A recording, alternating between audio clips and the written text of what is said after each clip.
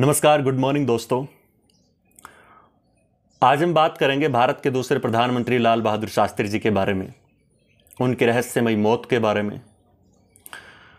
क्योंकि हमारे जहन में बहुत से सवाल उठते हैं कि हमारे देश के जो प्रधानमंत्री, दूसरे प्रधानमंत्री लाल बहादुर शास्त्री जी की मौत क्यों हुई, कैसे हुई, किन वजह से हुई, किन परिस्थितियों में हुई, कहाँ पर हुई, इसके पीछे वजह क्या हो सकती है। तो बहुत से सवाल हमारे जहन में घूमते हैं और आज हम इन्हीं सारे सवालों के जवाब आपको देंगे। लाल बहादुर शास्त्री जी के बारे में एक बात बड़ी ही अच्छी थी और वो ये कि वो ज़मीन से जुड़े बहुत ही साधारण धोती कुर्ता पहनने वाले इंसान, बहुत ही अच्छे व्यक्तित्व के धनी और किसानों के प्रति बहुत ही ज़्यादा संवेदनशील इंसान थे वो। यहाँ तक कि जय जवान और जय किसान का नारा भी उन्होंने दिया था, जवानों और किसानों का महत्व बताने के लिए। अब बात करते हैं उनकी मौत क्यों हुई, कब हुई, कैसे हुई। तो कहानी शुरू होती है यहाँ से। सितंबर 1965 1965 का साल, सितंबर का महीना। पाकिस्तान जम्मू कश्मीर पर अटैक करता है। अच्छा, उससे बड़ी बात यह है कि जो लाल बहादुर शास्त्री जी हैं, वैसे तो वो बड़े ही साधारण और बड़े ही अच्छे इंसान थे, लेकिन जब देश की बात आती थी, ख़ास तौर पे जब हिंदुस्तान की बात होती थी, तो फिर वो कोई भी कठिन से कठिन फैसला लेने में सोचते नहीं थे। यानी देश के बारे में, अगर देश की भलाई के लिए अगर उन्हें कोई भी फैसला लेना पड़े तो वो लेते थे। तो जब देश की बात होती थी तो वो बड़े ही ज़्यादा देश प्रेमी थे। तो हुआ ये कि 1965 में पाकिस्तान जम्मू कश्मीर में युद्ध छेड़ता है। इधर भारत के प्रधानमंत्री लाल बहादुर शास्त्री इस वक्त, लाल बहादुर शास्त्री सेना को आदेश देते हैं पाकिस्तान के ऊपर कार्यवाही करे। सेना कार्यवाही भी करती है और इस तरह से ये युद्ध चलता है। सितंबर, अक्टूबर, नवंबर और दिसंबर 4 महीने तक युद्ध चला। जनवरी 1966 1966 में ये युद्ध चलता रहता है। तभी ये बात संयुक्त राष्ट्र में पहुंचती है और संयुक्त राष्ट्र दोनों देशों के प्रधानमंत्रियों से अपील करता है। भारत के प्रधानमंत्री लाल बहादुर शास्त्री और पाकिस्तान के प्रधानमंत्री से अपील करता है कि आप लोग युद्ध विराम कर दीजिए, शांति बनाए रखें। और यूएन इस बारे में फिर दोनों देशों को अवेयर करता है। तो रसिया, जैसे भारत का बहुत अच्छा दोस्त, इसके अंदर मध्यस्थता की भूमिका निभाता है। तो फिर दिन तैयार होता है 10 जनवरी 1966 का। 10 जनवरी 1966 उज़्बेकिस्तान की राजधानी ताशकंद, जगह उज़्बेकिस्तान की राजधानी ताशकंद। रसिया मध्यस्थता कर रहा है, समझौता करवाएगा। इधर से भारत के प्राइम मिनिस्टर लाल बहादुर शास्त्री जी वहाँ पहुँचते हैं।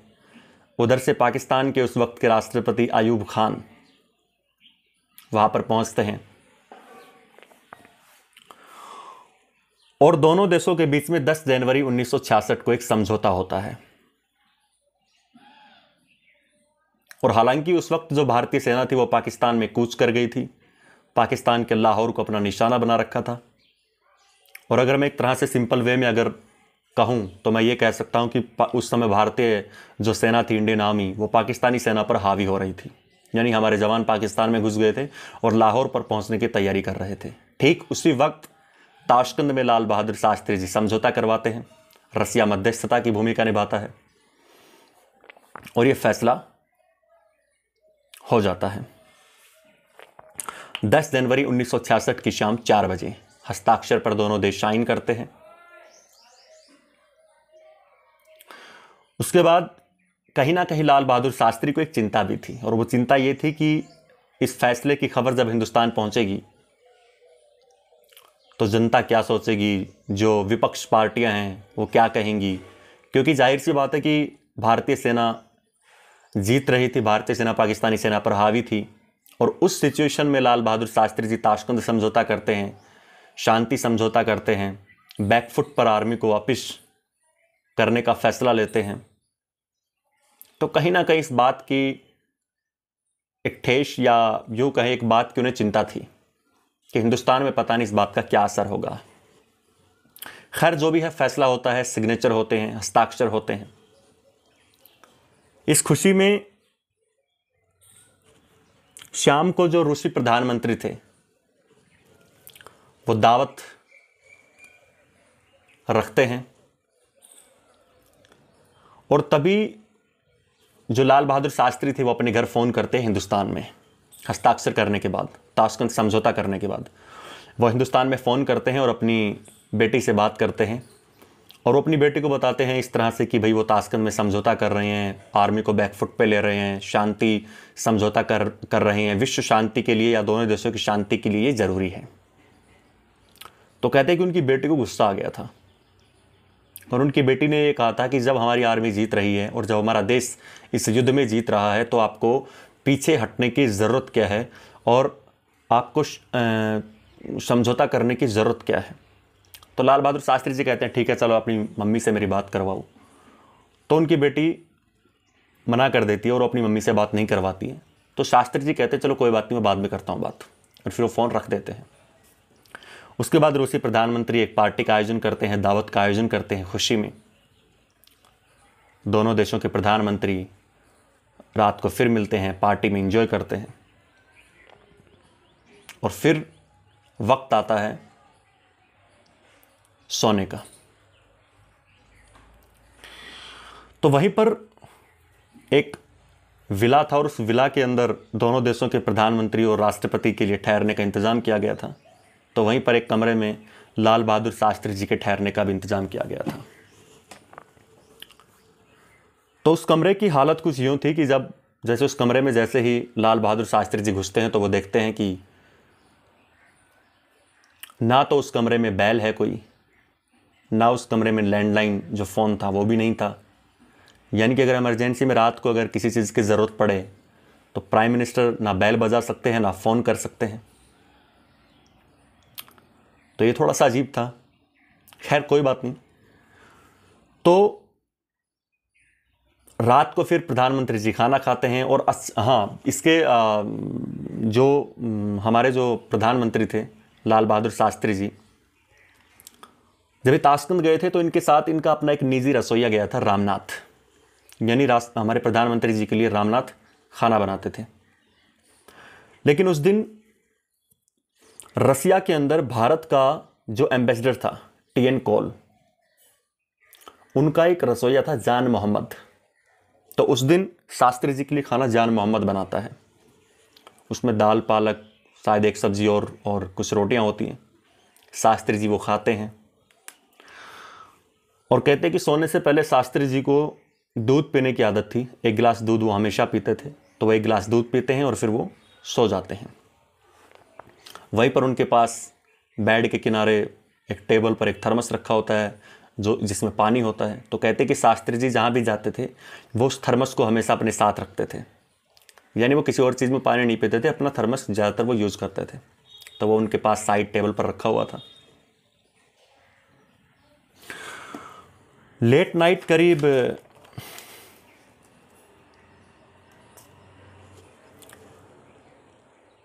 11 से 11:30 बजे के करीब शास्त्री जी दूध पीते हैं और सो जाते हैं। अच्छा, वहाँ पर शास्त्री जी के साथ उनके सचिव पर्सनल सेक्रेटरी जगन्नाथ सहाय भी गए थे। एक बहुत बड़े जर्नलिस्ट कुलदीप नैयर भी गए थे और एक डॉक्टर आर.एन. चूक भी उनके साथ ताशकंद में गए थे।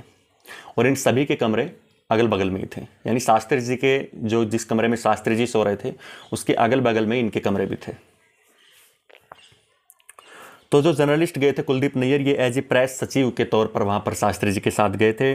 Doctor RN. चूक उनके साथ थे और उनके पर्सनल सेक्रेटरी जगन्नाथ सहाय उनके साथ थे और उनके कुक यानी उनके रसोइया रामनाथ भी उनके साथ था। लेकिन उस दिन जो खाना बनाता है वो रसिया में जो भारत के एम्बेसडर थे टीएन कोल, उनका ख़ास जो रसोइया होता है जान मोहम्मद, वो उस दिन प्रधानमंत्री जी के लिए खाना बनाता है, शास्त्री जी के लिए। खैर लेट नाइट प्रधानमंत्री जी अचानक उठते हैं, उनकी तबीयत ख़राब होती है शास्त्री जी की। अब जाहिर सी बात है, फ़ोन में रूम में बैल नहीं है, रूम में फ़ोन नहीं है। वो किसी तरह से उठते हुए अपने पर्सनल सेक्रेटरी जगन्नाथ सहाय के पास पहुंचते हैं और जगन्नाथ सहाय से बोलते हैं कि आप डॉक्टर आर.एन. चुग को बुलाओ, मेरी तबीयत थोड़ी ख़राब है। तो तब तक एक बंदा डॉक्टर आर.एन. चुग को बुलाने के लिए ले जाता है। तब तक इनका सेक्रेटरी जो है जगन्नाथ सहाय, इनको रूम में लेके जाते हैं और कहते हैं कि सर आप चिंता मत कीजिए, आप जल्दी ठीक हो जाएंगे, आप आराम कीजिए। उसके बाद अचानक शास्त्री जी का जो शरीर था वो सुन्न पड़ गया। तब तक डॉक्टर आर.एन. चुग पहुंच गए। Doctor RN. चुग आकर देखते हैं तो वो कहते हैं कि शास्त्री जी ऑलरेडी गुजर चुके हैं। तब तक वहाँ पे रसिया के प्रधानमंत्री, पाकिस्तान के राष्ट्रपति अयूब खान और रसिया की कुछ डॉक्टर्स की टीम वहाँ पर पहुँचती है। तो ये सब बड़ा अचानक से हुआ। यानी कि शाम के वक्त पार्टी हुई, इंजॉय किया, रात को खाना खाए, सोए, तब तक बिल्कुल ठीक है। शास्त्री जी सबके साथ हंसे मिले, सबके साथ खुशमिजाज थे।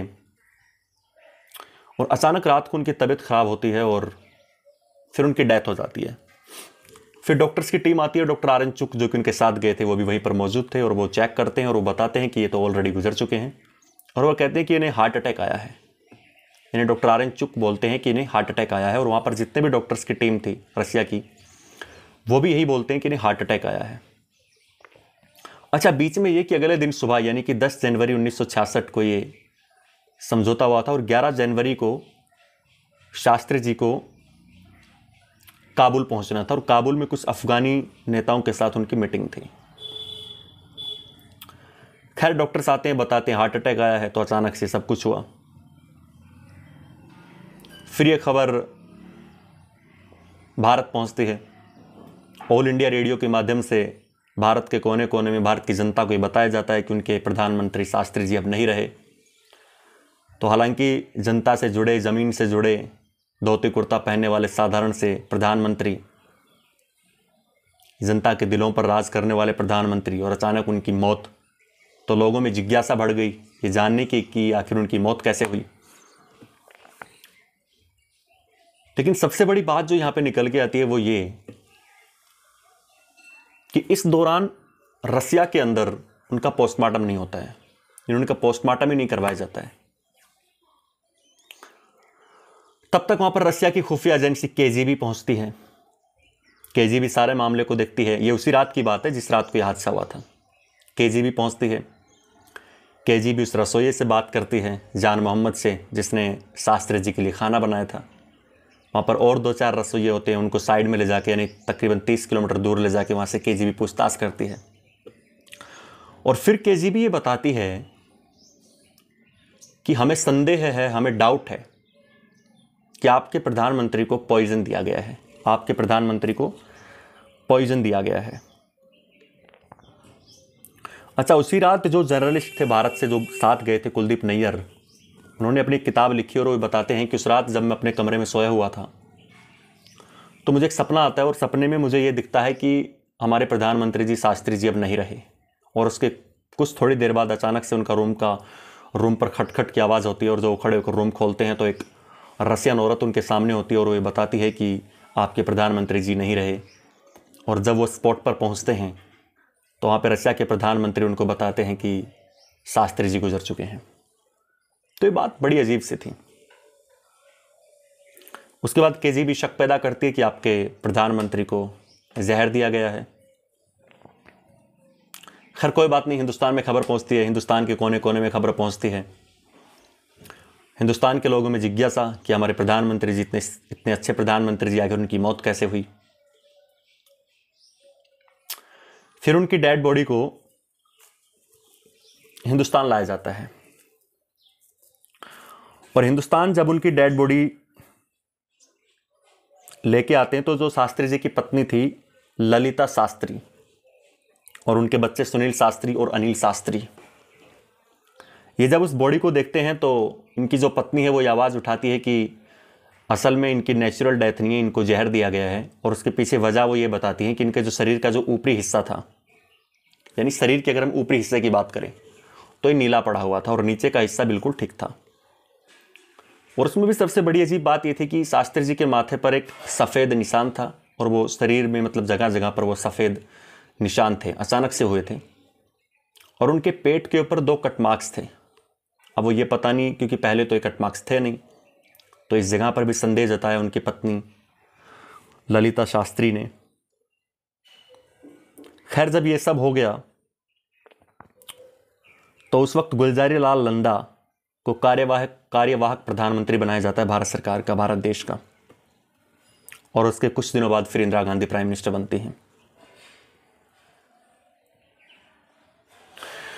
लेकिन सबसे बड़ी और हैरान करने वाली बात यह थी कि शास्त्री जी का पोस्टमार्टम ना, ये मतलब इतिहास में मैं कहूँ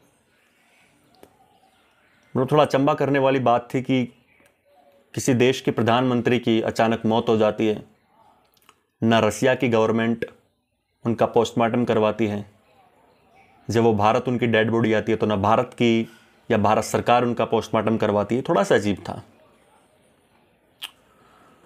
तो उनकी पत्नी आवाज़ उठाती है, ललिता शास्त्री, अनिल शास्त्री उनके बेटा और सुनील शास्त्री आवाज़ उठाते हैं, लेकिन इस बात पर कुछ खास ध्यान दिया नहीं गया।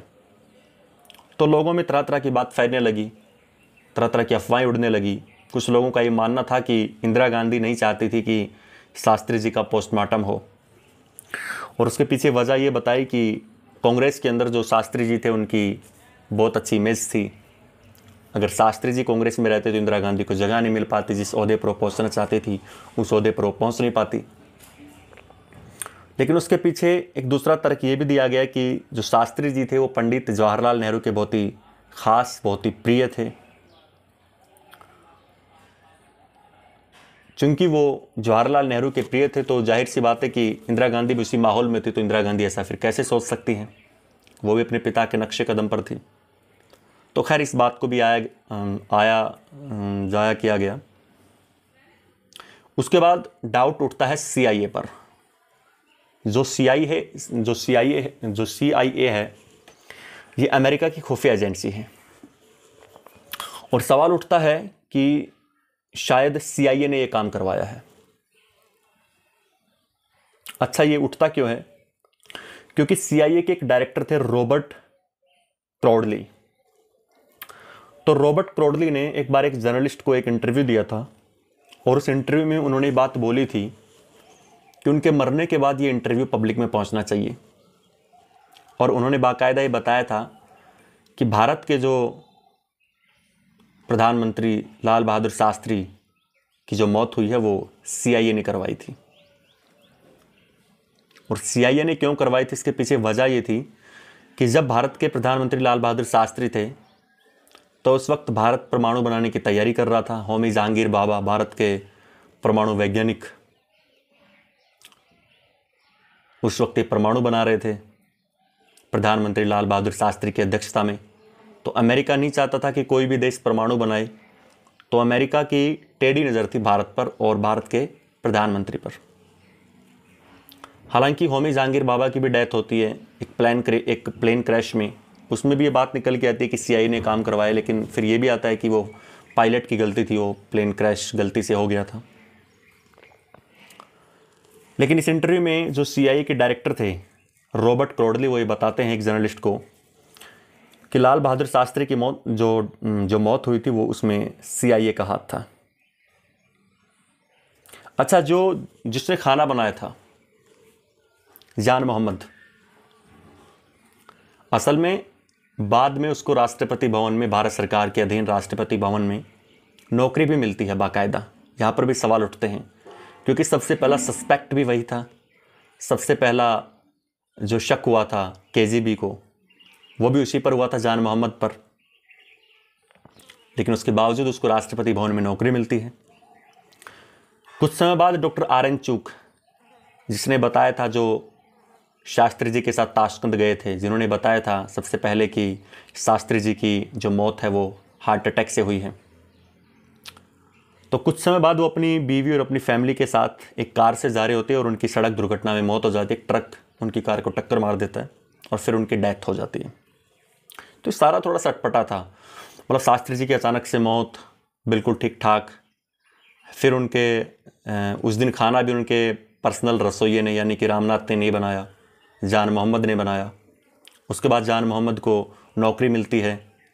फिर जो डॉक्टर थे आर एन चूक, जिसने बताया था सबसे पहले कि लाल बहादुर शास्त्री जी की हार्ट अटैक से मौत हुई है, फिर उनकी सड़क दुर्घटना में अचानक मौत हो जाती है पूरी फैमिली के साथ। तो थोड़ा सा अटपटा लगा, थोड़ा सा इसमें डाउट भी था, लोगों को शक भी था कि हो ना हो कुछ ना कुछ दाल में काला जरूर है।